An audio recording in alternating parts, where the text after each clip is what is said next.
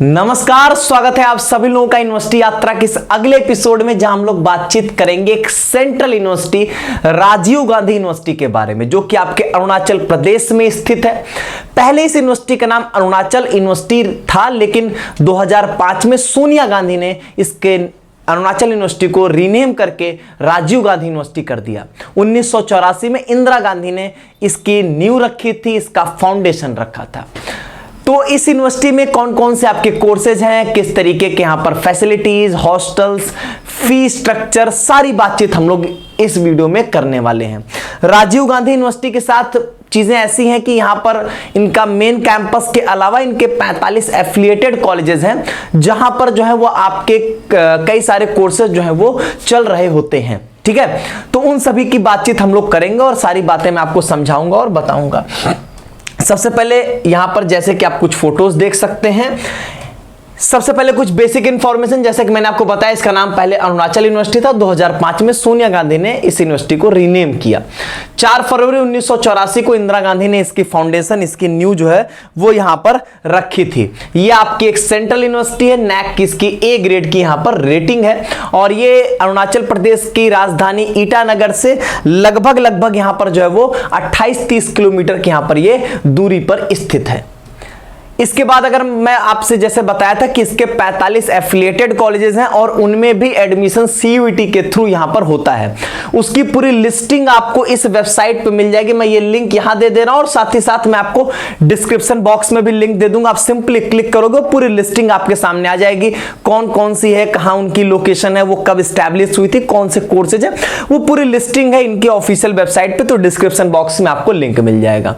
इसमें आपके 45 affiliated colleges यहां पर टोटल है, जिसमें आपके कुछ मेडिकल कॉलेज, कुछ नर्सिंग कॉलेज भी हैं, और गवर्नमेंट डिग्री कॉलेज भी हैं, और प्राइवेट डिग्री कॉलेजेस भी यहां पर इनके इसमें एफिलिएटेड हैं। ठीक है, इसीलिए आप देखोगे यूनिवर्सिटी का नाम जो लिखा जाता है वो Rajiv Gandhi university and its affiliated colleges. अगर आप सीयूटी की वेबसाइट देखोगे तो इस तरीके से इसका नाम जो है वो यहां पर मेंशन्ड है।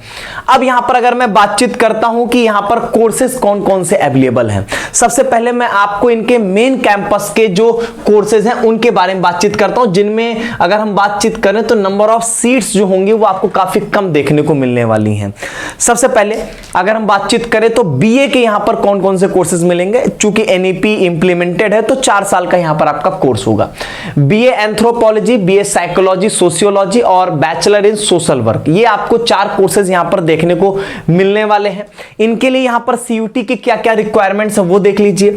अगर हम एंथ्रोपोलॉजी की बात करेंगे तो जनरल टेस्ट, एंथ्रोपोलॉजी और economics, geography, history, political science, sociology में से कोई एक सब्जेक्ट आपको लेना। टोटल 3 से आपकी मेरिट बनेगी। एक यहां पर जनरल टेस्ट, एक एंथ्रोपोलॉजी और एक कोई सब्जेक्ट आपका, वो आप economics, geography, history, political, sociology में से कोई भी एक सब्जेक्ट यहां पे ले सकते हैं। साइकोलॉजी की बात करें तो जनरल टेस्ट और कोई भी 2 सब्जेक्ट आपको इतने में से लेना है, anthropology, economics, geography, history, political science, sociology. ठीक है, और सब में यहां पर आपके मेन कैंपस में सिर्फ यहां पर 10-10 सीट्स ही आपको यहां पर मिलने वाली होंगी। इसके बाद अगर हम बातचीत करें बीए सोशियोलॉजी की, तो उसी तरीके से जनरल टेस्ट, सोशियोलॉजी और कोई एक डोमेन जो भी यहां पर आपके पास लिस्टेड है, इनमें से कोई भी एक डोमेन आप यहां पे ले सकते हो। सोशल वर्क के लिए यहां पर जनरल टेस्ट, इंग्लिश, ये 2 यहां पर आपका इन्होंने फिक्स कर दिया। और तीसरा आप इतने में से कोई भी एक डोमेन ले सकते हो, हिस्ट्री, इकोनॉमिक्स, पॉलिटिकल साइंस और आपका ये सोशियोलॉजी, इकोनॉमिक्स में से कोई भी एक आप यहां पे डोमेन ले सकते हैं। इसके बाद हम बात करें बीएससी कोर्सेज की, तो बीएससी में आपको यहां पर जो है वो मिलेगा केमिस्ट्री, मैथमेटिक्स, फिजिक्स, स्टैटिस्टिक्स। ये यहां पर आपको 4 कोर्सेज, 4 सब्जेक्ट्स यहां पर आपको मिल रहे होंगे। और अगर हम बातचीत करें तो इनके लिए वही है कि आपकी जो मेरिट होगी वो यहां पर पीसीएम से बन रही होगी, फिजिक्स, केमिस्ट्री और मैथमेटिक्स से यहां पे आपकी मेरिट जो है वो बन रही होगी। और सब में यहां पर आपके 10-10 सीट्स ही अवेलेबल हैं। यहां पर आपके पास बीएससी एग्रीकल्चर का भी कोर्स है, और जिसके लिए आपके पास यहां पर आप फिजिक्स, केमिस्ट्री, बायोलॉजी और मैथमेटिक्स या एग्रीकल्चर में से कोई आप एक सब्जेक्ट यहां पर लेके आपकी मेरिट यहां पे बन सकती है। और यहां पर आपके पास जो है वो टोटल 22 सीट होंगी। जियोलॉजी की बात करें तो फिजिक्स, केमिस्ट्री, मैथमेटिक्स से ही आपकी मेरिट बनेगी, मतलब मैथ्स वाले बच्चे ही यहां पर जियोलॉजी सब्जेक्ट को ऑप्ट कर सकते हैं। बायोलॉजी वाले बच्चों के लिए ऑप्शन नहीं होगा।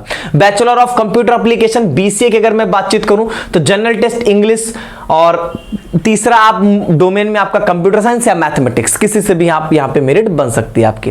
बैचलर ऑफ फाइन आर्ट्स और यहाँ पर बैचलर ऑफ म्यूजिक, ये 2 कोर्सेज आपको और भी मिलेंगे। और इनका है कि आपका यहाँ पर जनरल टेस्ट और इंग्लिश इन्होंने कंपलसरी कर दिया है, और इसके अलावा आप कोई भी एक डोमेन यहाँ पर ले सकते हैं, कोई भी एक डोमेन, ठीक है। नंबर ऑफ सीट्स यहां पर आपके लिए यहां पर मेंशन्ड है। अब ये कुछ कोर्सेज हैं डिग्री कोर्सेज जो कि यहां पर आपके एफिलिएटेड कॉलेजेस में अवेलेबल हैं। ये सारे कोर्सेज की अगर हम बातचीत करें तो ये सब आपके यहां पर एफिलिएटेड कॉलेजेस में अवेलेबल हैं, और उनकी मेरिट सिर्फ एक सब्जेक्ट से यहां पे बनेगी। वो आप यहां पर एक सब्जेक्ट से नहीं, मतलब आपके यहां पर जैसे बीकॉम है तो यहां पर आपका बीएससी बॉटनी की बात करेंगे तो वहां पर किन किन सब्जेक्ट से मेरिट बनेगी तो वो यहां पर आपकी लिस्टेड है, वो आप यहां पर आराम से देख सकते हैं जिस भी आप सब्जेक्ट के लिए देखना चाहें। तो ये आपके एफिलिएटेड कॉलेजेस के लिए है यहां पे। इसके बाद अगर हम बातचीत करें तो इसी तरीके से कुछ और भी कोर्सेज हैं। एक खासकर इसमें सबसे मोस्ट इंपॉर्टेंट बीएलएलबी, तो बीएलएलबी इनके मेन कैंपस में आपको नहीं मिलेगा, इनके एफिलिएटेड कॉलेजेस में आपको मिलेंगे। किस एफिलिएटेड कॉलेज में, वो मैंने जो आपको वेबसाइट का लिंक डिस्क्रिप्शन बॉक्स में दिया उस पर क्लिक करोगे तो आपको पता चल जाएगा किस एफिलिएटेड कॉलेज में आपका ये कोर्स है, ठीक है।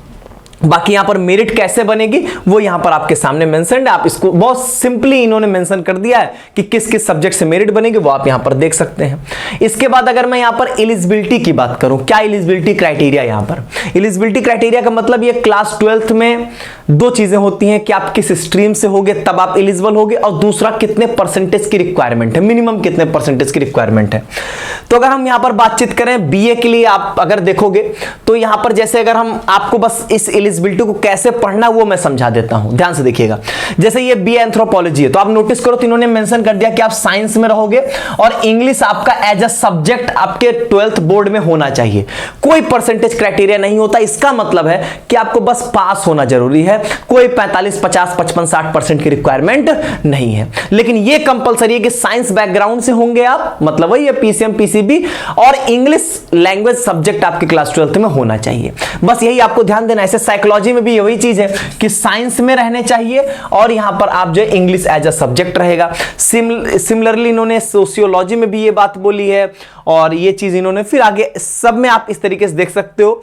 अब ये मुझे नहीं समझ में आया कि इन्होंने सोशियोलॉजी में किस तरीके से साइंस को ही यहां पर इन्होंने कंपलसरी कर दिया है, क्योंकि सोशियोलॉजी में तो फिर ह्यूमैनिटीज बैकग्राउंड को भी यहां पर अलाउ करना चाहिए था, लेकिन ऐसा इन्होंने एलिजिबिलिटी क्राइटेरिया मेंशन किया है। एक चीज मैं आपको बताता हूं कि बहुत सारी ऐसी यूनिवर्सिटीज हैं जो कि सीयूटी के वेबसाइट पे दी गई इंफॉर्मेशन और उनके अपने वेबसाइट पे अपने इंफॉर्मेशन बुलेटिन में दी गई इंफॉर्मेशंस मैच नहीं करती हैं, चीजें वेरी कर जाती हैं।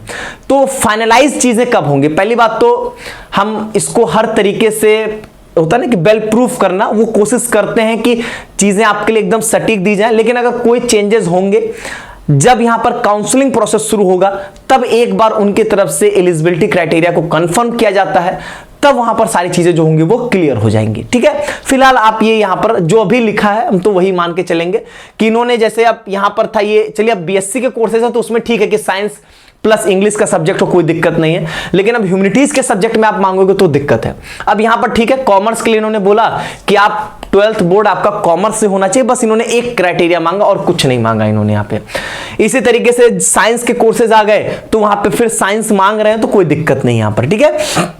तो ये आप यहां पे देख सकते हो बीएससी एग्रीकल्चर के लिए इन्होंने यहां पे बोला कि आप physics, chemistry, biology, mathematics, agriculture में से कोई 3 सब्जेक्ट आपके बोर्ड में होने चाहिए। तो हर एक, चाहे वो आईसीआर हो गया चाहे जो हो गया, सभी ये डिमांड तो करते ही हैं यहां पे, ठीक है। तो अब इसके अलावा देखेंगे, अब जैसे यहां पर देखिए BA education, English, geography, Hindi, history, इन सब के लिए उन्होंने बोला कि आर्ट, साइंस, कॉमर्स किसी से भी रहेंगे आप तो एलिजिबल है, बस 12th पास हो, आर्ट, साइंस, कॉमर्स किसी से भी हो तो आप इन कोर्सेज के लिए एलिजिबल है, कोई दिक्कत आपको यहां पर नहीं है, ठीक है। तो इस तरीके से आप यहां पर एलिजिबिलिटी क्राइटेरिया को यहां पर देख सकते हैं। अब सबसे मोस्ट इंपॉर्टेंट बात फी स्ट्रक्चर की अगर हम लोग बातचीत करें, फी स्ट्रक्चर का देखिए 2023-24 के इंफॉर्मेशन बुलेटिन में इन्होंने जो मेंशन किया वो हम आपको बता दे रहे हैं। 2024 के लिए 24-25 सेशन के लिए इन्होंने अपनी इंफॉर्मेशन बुलेटिन नहीं रिलीज की है, ठीक है। लेकिन मैं आपको बताऊं फीस में, चूंकि सेंट्रल यूनिवर्सिटी है तो फीस में ऐसा कोई ड्रास्टिक चेंज नहीं आएगा, बहुत नॉमिनल चेंजेस आएंगे, आए भी तो, नहीं तो फिर यही same fees fees structure revise होने की ज्यादा उम्मीद यहां पर होती है। अब आपके सामने कोर्सेज मेंशन्ड है, कोर्सेज के आगे फी मेंशन है, आप देख सकते हो। अब वही है यहां पर कि आपके जो है वो फीस अगर हम बातचीत करें तो मोटे तौर पे 15-16 हजार के अराउंड आपको इनके कोर्सेज की फीस यहां पर देखने को मिलेंगी। और इवन मैं बातचीत करूं तो जो बीए के कोर्सेज होंगे उनकी फीस कम भी होगी, वो 6,000-5,000 के अराउंड भी आपको यहां पर कोर्सेज देखने को मिलेंगे। और ध्यान दीजिएगा ये आपके मेन कैंपस की फीस है, ना कि एफिलिएटेड कॉलेजेस की। अब जो प्राइवेट एफिलिएटेड कॉलेजेस होंगे उनके यहां पर फीस थोड़ी सी ज्यादा जरूर होगी। गवर्नमेंट एफिलिएटेड कॉलेजेस जो है, मतलब जो गवर्नमेंट डिग्री कॉलेजेस हैं, उनकी फीस में बहुत ज्यादा चेंज नहीं आएगा, थोड़ा इससे ज्यादा जरूर होगा, आपके इस यूनिवर्सिटी मेन कैंपस से ज्यादा होगा, लेकिन बहुत बड़ा वेरिएशन आपको देखने को नहीं मिलने वाला है। इसके बाद अगर हम लोग बातचीत करें यहां पर हॉस्टल फैसिलिटी की, तो यहां पर इनके मेन कैंपस में आपको हॉस्टल फैसिलिटी देखने को मिलेगी। टोटल यहां पर 10 हॉस्टल्स आपको मिलेंगे, 5 मेन 5 वुमेन, मतलब 5 मेल के लिए 5 फीमेल के लिए। कौन से हॉस्टल्स है वो आप देख सकते हो। लगभग यहां पर 1000 बच्चों का यहां पर रेजिडेंट है। लेकिन ध्यान सुनिएगा, ये सिर्फ आपके लिए नहीं है, यूजी वाले बच्चे नहीं, इसी में यूजी पीजी पीएचडी सारे बच्चे इसी 10 हॉस्टल्स में रहते हैं। अब ऐसा कुछ भी यूनिवर्सिटी ने स्पेसिफाई नहीं किया है कि कौन सा हॉस्टल हम यूजी को प्रोवाइड करेंगे, वो कितना ऑफर किया जाए, ऐसा कुछ भी नहीं दिया गया। हाँ, चूंकि नंबर ऑफ सीट्स काफी ज्यादा यहां पर कम हैं, तो आप ये मान सकते हो कि यहां पर यूजी के सभी बच्चों को हॉस्टल्स यहां पर मिल रहे होंगे। ठीक है, हॉस्टल फी की अगर हम बातचीत करें तो यहां पर आप देख सकते हो कि एडमिशन फीस 500 रुपए लगता है। हॉस्टल जो रेंट है वो यहां पर आपके ये जो सिनोंग हॉल्स ऑफ रेजिडेंस है इसका 1200 रुपए है। बाकी यहां पर सबका जो है वो 600 रुपए यहां पर रेंट रहेगा और 1000 यहां पर आपके हॉस्टल सिक्योरिटी मनी है। तो हॉस्टल फीस तो बड़ी नॉमिनल है। और ये मैंने हमेशा से आपको बताया कि सेंट्रल यूनिवर्सिटी है तो फी स्ट्रक्चर बहुत हाई नहीं रहेगा आपका, वो फिक्स है कि बहुत गया तो 15,000 से ऊपर की रेंज में नहीं जाते हैं, मैक्सिमम 15-17 हजार की रेंज के अंदर अंदर रह जाते हैं। जैसे आप स्टेट डीम्ड यूनिवर्सिटीज में आओगे थोड़ी फीस बढ़ेगी, प्राइवेट में जाओगे और ज्यादा बढ़ जाएगी। और मैंने आपको हर एक तरीके की यूनिवर्सिटी के फीस स्ट्रक्चर को दिखाया है और मैंने आपको हमेशा समझा दिया है कि वही एक रेंज आपको देखने को मिल रही होती है, वो आप देख भी सकते हो कहीं पर भी। ठीक है, तो उम्मीद करता हूं सारी बातें आप समझ गए होंगे और इस यूनिवर्सिटी से रिलेटेड आपको किसी इंफॉर्मेशन कोई नीड है नहीं। पीडीएफ आपको डिस्क्रिप्शन बॉक्स में मिल जाएगा, एफिलिएटेड कॉलेज की लिंक डिस्क्रिप्शन बॉक्स में मिल जाएगी, बाकी चीजें आप यहां पर देख सकते हैं। ठीक है, बाकी एडमिशन प्रोसेस इसका चालू होगा, इसका भी समर्थ पोर्टल पे ही आपका रजिस्ट्रेशन और बाकी यहां पर कोर्स सिलेक्शन बाकी सारे प्रोसेस होते हैं।